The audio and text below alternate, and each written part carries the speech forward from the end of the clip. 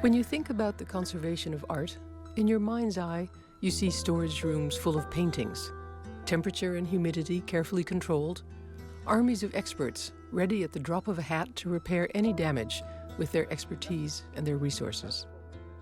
Nowadays, however, more and more artists are taking leave of the painter's brushes.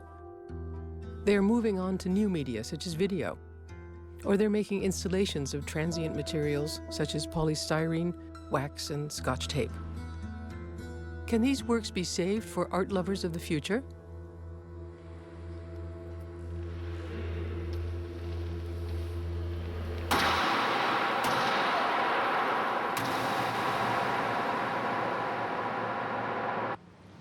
In 2005, the Rotterdam Museum Boijmans van Beuningen showed the installation Notion Motion by the Icelandic-Danish artist Olafur Eliasson. Eliasson is one of the best-known artists of his generation. He makes installations with ephemeral materials such as mist and water. Now the museum is reconstructing the work together with Eliasson's studio. But the question remains, how do you preserve a work made of water, light, and movement? Found it here. Yeah, this is actually, well, not even this. This and this is what we bought. So this is the work of Olafur Eliasson, and here, this is probably the most interesting part. So these is, of course, these are our spaces, and then this gives some measurements. But that's all that you buy. And here, of course, it's saying that this is a certificate of authenticity, and then it's more like they say, the piece must be installed as described in the installation drawing on this document. So that's the other one. Each new installation must be made in collaboration with Neuger Riemschneider, which is the Berlin gallery of Olafur Eliasson, Olafur Eliasson Werkstatt and Bureau, or the estate of the artist. You know what I think is wonderful? This is a certificate of authenticity, but it's been faxed and photocopied. Yeah. Was the work originally documented when it was installed in 2005? Not in that sense, because we didn't know that we could be able to purchase the work.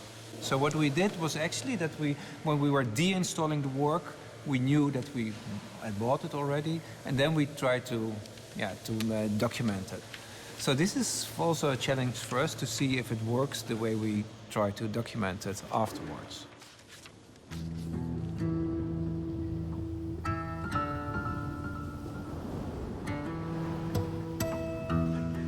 People always ask, how can you ever buy such amazing works? Because this is like 1,500 square meters of work. So, and it's made of water and light. Water, light, wood, so this kind of very poor materials. So of course it's a waste of money to keep these materials.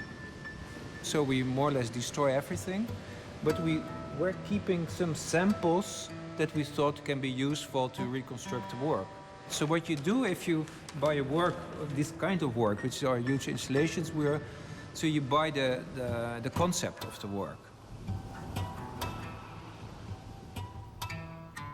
The conservation of the concept of an artwork is a new challenge for conservators. But the conservation of contemporary art also has other issues.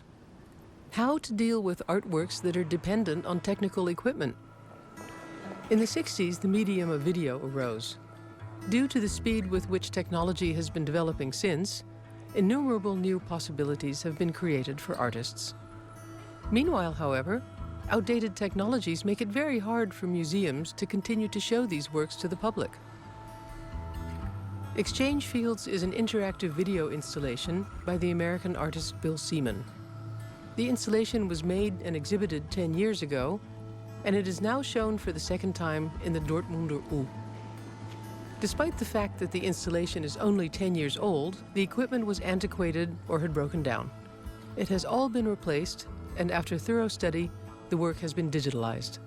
It's a very special kind of piece. There are 13 furniture sculptures in the work, and each of these sculptures kind of suggests how you might position your body with it. So it's a kind of interface strategy, a new kind of interface, this physical interface.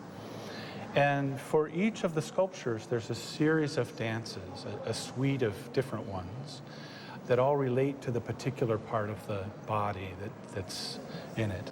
And so the whole kind of idea is a loop, a kind of cybernetic loop between the person who's interacting with the sculpture, and then the image that comes up on the screen. And so you have this very strong connection to the image. Up to 4 people working together at one time.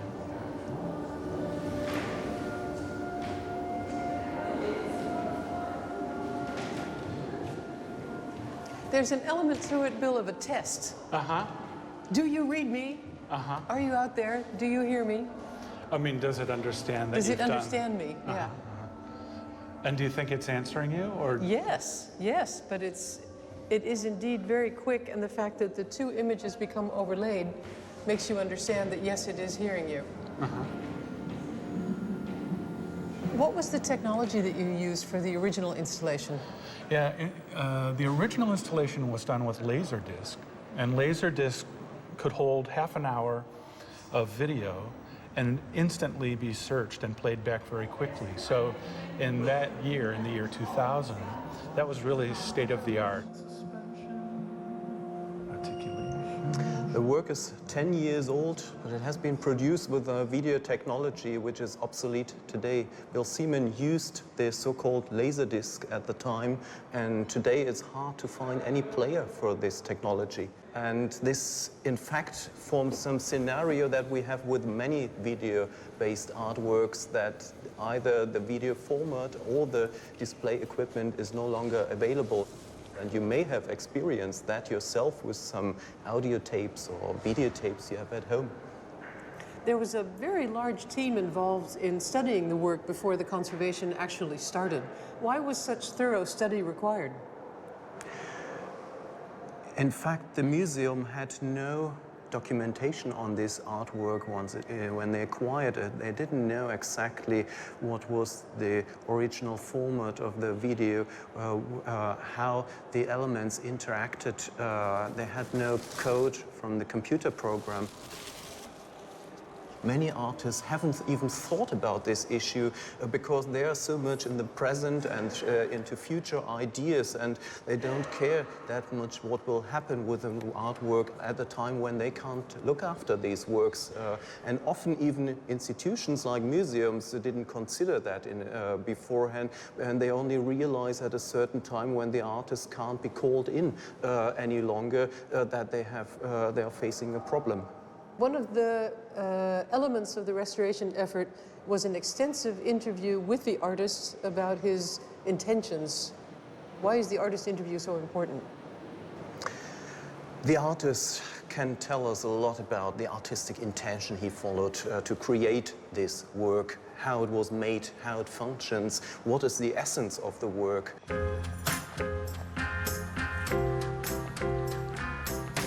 The issues of preservation, documentation, and presentation gave birth to the symposium Contemporary Art, Who Cares? At the Royal Institute of the Tropics in Amsterdam, a huge crowd of 600 international experts has gathered to exchange knowledge, ideas, and experiences on a topic that is becoming increasingly important, the conservation of contemporary art. While they are working together to get a grip on these issues, the artist Tino Segal turns the world upside down again. He calls his artworks situations. For example, museum guards or visitors turn out to be interpreters of a performance when you're passing by. Segal's works can be seen in museums all over the world, but they leave hardly a trace. The only way to see his works is to experience them yourself. Segal prohibits any kind of written documentation, photographs, or video registration of his work. We want to talk about his work, but even getting in touch with him was a challenge.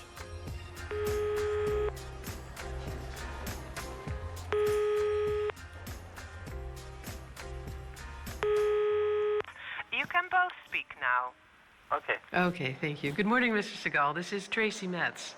You do not allow any form of documentation of your work by museums, and you insisted that YouTube remove all the films that had been made of your work by museum visitors.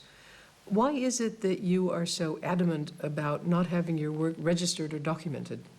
Oh, because I think I just don't need it. No, the works can be repeated, and also the core of the work is, this kind of the experience of the visitor. That would be something which would be lost in a video or especially in a photo. I'm much more interested into giving a precise and high quality of an experience rather than just somehow distributing it. I mean, we have enough phenomena which get distributed en masse over the globe. What happens when you sell a work? I assume you sign a contract? Who is involved? The sales contract is just an oral contract. Instead of a written contract, we do an oral contract, which is legally just as fine. That's why we can also get away with doing it, because it's legally actually sound. We discuss the condition, and then at the end, the buyer and Jan shake hands. Explain to me, Jan, how do you show his works without any images or documentation? It's basically quite simple. He comes to the gallery, and for days, sometimes for weeks, you rehearse with him. So instead of showing a picture to a collector or to a museum person, I've found quite a pleasure in doing the movements in front of people, even if I'm rather a shy person, I think. But doing his work in the gallery, I've really passed behind certain limits, in terms of exposing yourself. I remember very well the first show we did with Tino, where we showed all kinds of small excerpts of all the works he had done until that moment. One of the works is the work called Kiss. So it's the work where at one moment, or within the piece in the gallery at one moment, and I need to say, and the next piece is guards kissing. And then my assistant came and we started kissing each other in front of the collectors or any kind of visitor. And then after that we would do the piece Kiss, so I would go on my knee and I would take my assistant on my knee, I would let her fall on the floor gently, and then we would do all these movements which are part of the word Kiss. So to do that, in order to do that, you have to kind of get over a certain kind of shyness, as you can imagine. It's also the only way, actually, to make it visible, is kind of explain it. Show it, I mean, do it.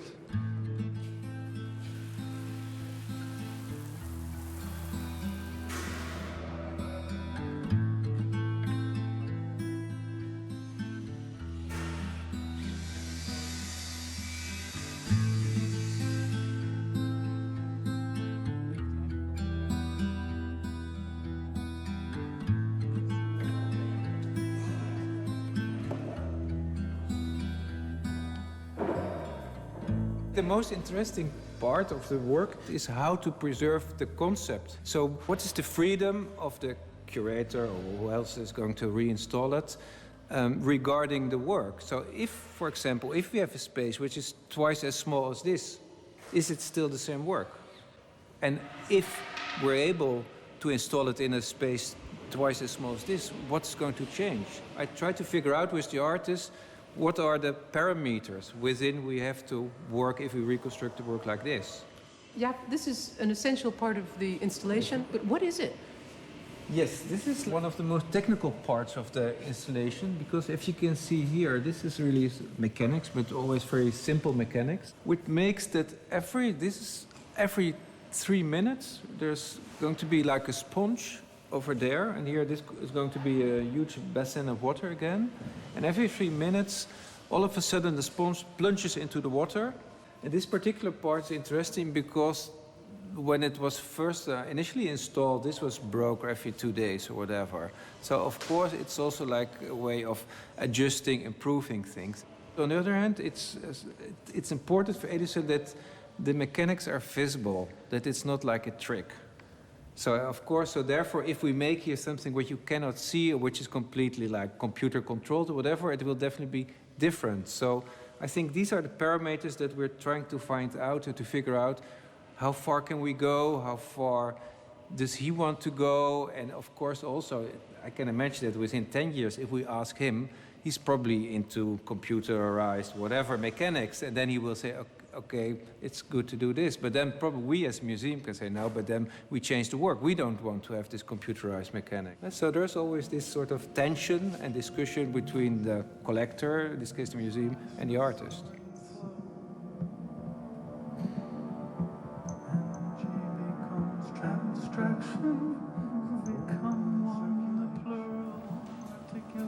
In the beginning, in the original installation, there was a delay between the visitor giving command, shall we say, to the sensor, and that you saw the reaction on the actual screen due to the old equipment. And now the delay has disappeared. Do you feel that some of the authenticity and the scratchiness of the work has disappeared? No, in fact, it's more ideal to have less delay. I mean, when the piece was made, we were trying to optimize it so that the feedback was as quickly as possible. But then, you know, there were a series of pieces in the system. There was not only the laser displayer, there were computer-controlled mixers. And so the system had to be talking to everything and had to look at the different levels and all of these things. And now that's all happening in software.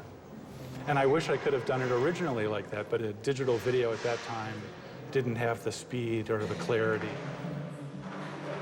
Before we had banks of multiple computers and multiple laser displayers. Now it's completely in the digital realm.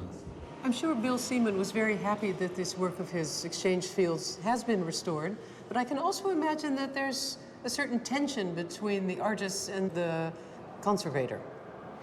Artists are more involved in the creation of artworks than in the conservation, of course, and so it's natural that, in particular, I would say, media artists tend to move their ideas into according to the available latest technology, and it's the conservators' task to care about the authenticity of the work and not to move it into this new technology too quickly. And so it's a different experience whether you see a black and white film on an old projector with the sound and the light flickering than when you have the same on a flat screen. But some artists would maybe go this way, so then the curator is in this dilemma to decide what approach he might follow. To what extent is the technology really a part of the artwork, or is it only a vehicle underneath the artwork? Well, I see it as a vehicle for sure. You kind of want to forget that the technology is even there. You want to be experiencing this dancer. In terms of the furniture sculpture, those could be recreated also. I'm not so worried about the aura of the... There's this famous statement about the aura of the artwork, but I think every artwork carries its sensibility, and I don't worry. I mean, for me, a digital work or a reproduction also carries the presence of the maker somehow.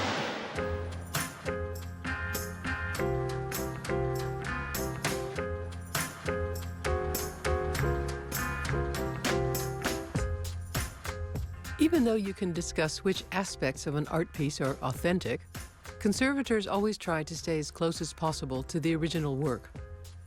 But the artist Tino Segal doesn't allow any form of documentation, and his artworks have to be transmitted orally from one person to another. Will his work be preserved for future generations? Is the recreation of the work in, say, 50 years, is that an exercise in collective memory? No, I don't think that it's about collective memory. I think it's just the most safe way to do it. I think that the discourse around my work is like, oh, it's this kind of fragile thing, and will it be forgotten? It will be like a game of telephone. But I assure you that like the opposite would be the case. If I would give like some written instructions, you know, it would always be kind of, then it would really meander. But if people really know what they're doing and why they're doing it, that's a much more stable sense. It's also like to get away from my work to go into other realms, like where do you learn stuff? You know, like if you think like the English language or Dutch language, you know, you didn't go to the library or to some archive to learn the Dutch language. You learned from your mother, you know? And nobody would be worried that the Dutch language is going to disappear somehow, although it's being transmitted from like mother to child or father to child or something. You know, it's like you never, even if there's like a library or a dictionary in teaching you the language, your mother never used the dictionary or looked up the archive, nor did she tell you to go to the archive. No? So I think most things in life are passed on, from person to person. I think contemporary art has moved on from thinking that we've got one unique object, In a way, that's the challenge of contemporary art, is that was blown apart. But I think there's a real tendency within contemporary art museums to sort of carry on as if those paradigms were still operational. And what Tino does is he totally blows that away. You've got nothing. You haven't even got beautiful instructions. You can't. The desire for a conservator is always, for these sorts of installation works, to document very meticulously. We would have such amazing documentation about this piece if we were allowed to. It's an itch, And so what it does is it really pushes us back onto thinking about memory.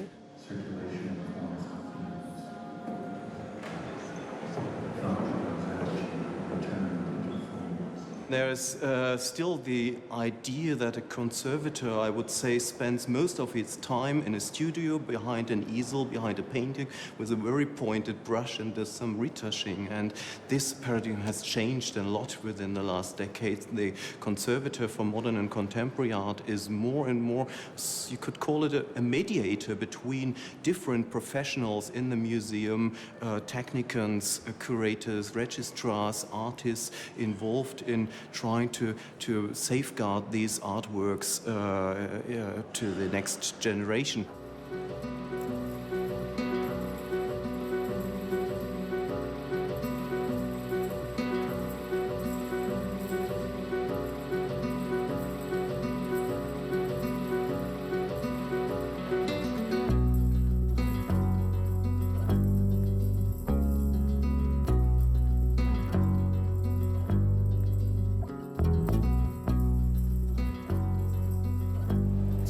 Documentation than conservation. Funny, you'd think that the concept would be the more ephemeral part and the actual physical materials would stay. But in fact, it's the other way around. It's the other way around, definitely. Yeah. Without trying to keep the concept, there is no work. You can keep all those materials here, but if you don't know how to handle, how to use it, it doesn't make any sense.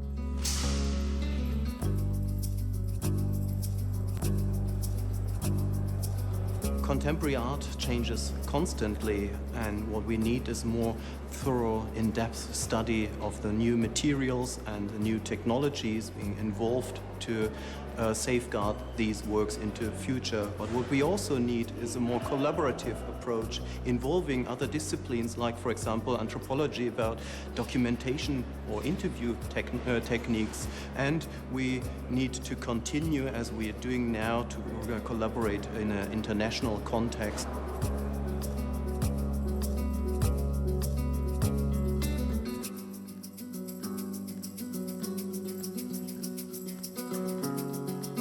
I think the timeless museum object is a myth.